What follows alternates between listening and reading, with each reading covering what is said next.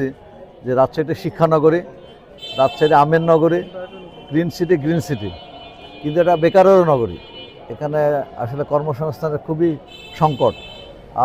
প্রতি বছর শত হাজার মানে গ্র্যাজুয়েট বের হচ্ছে, কিন্তু কর্মসংস্থানের ব্যবস্থা নাই। এই জন্য আমরা এ ব্যাপারে চিন্তাভাবনা করেছি, এ ব্যাপারে আমরা কর্মসূচি দিচ্ছি যে আমরা রাজশাহীতে একটা ইপিজেড প্রতিষ্ঠা করতে চাই। বাংলাদেশে শতাধিক ইপিজেড আছে, কিন্তু এই অঞ্চলে কোনো ইপিজেড নাই।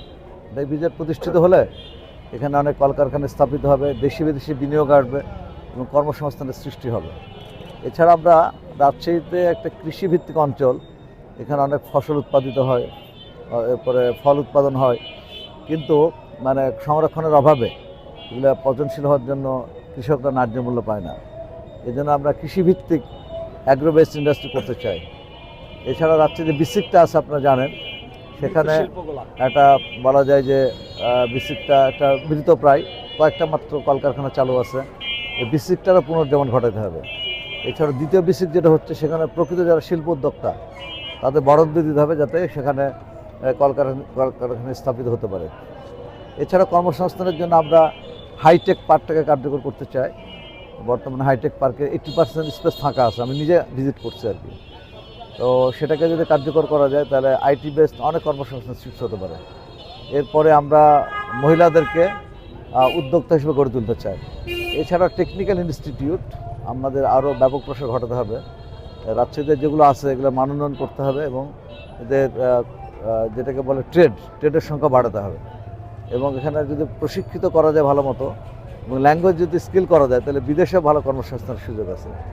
এগুলো আমাদের চিন্তাভাবনা আছে। এছাড়াও জামাতের যে নির্বাচনী ইশতেহারে আরও ব্যাপক কর্মসূচি আসবে, বা কিছু জিনিস আলোচিত হয়েছে, যেমন 1 কোটি মানে ইয়েকে আর কি স্টুডেন্টদেরকে বা তরুণদেরকে কর্মক্ষম করার জন্য জামাতের কর্মপরিকল্পনা আছে। এরপরে ছাত্রদের যারা লেখাপড়ায় ভালো কিন্তু তাদের আর্থিক অসঙ্গতি আছে, তাদের ছাত্র লোন দেওয়া হবে, এরকম জামাতের পক্ষ থেকে বলা হয়েছে। এরপরে কৃষকদের সুদমুক্ত লোন দেওয়া হবে এবং যে সমস্ত শিল্প কলকারখানা এখন বন্ধ হয়ে আছে এগুলো পিপিপির অধীনে চালু করা হবে এবং 10% মালিকানা পুনরুদ্ধারের জন্য শ্রমিকদের দেওয়া হবে।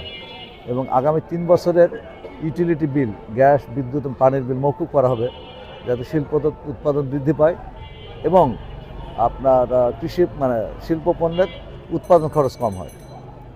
এছাড়া আমরা রাজশাহীর ব্যাপারে চিন্তা করেছি। রাজশাহীতে যে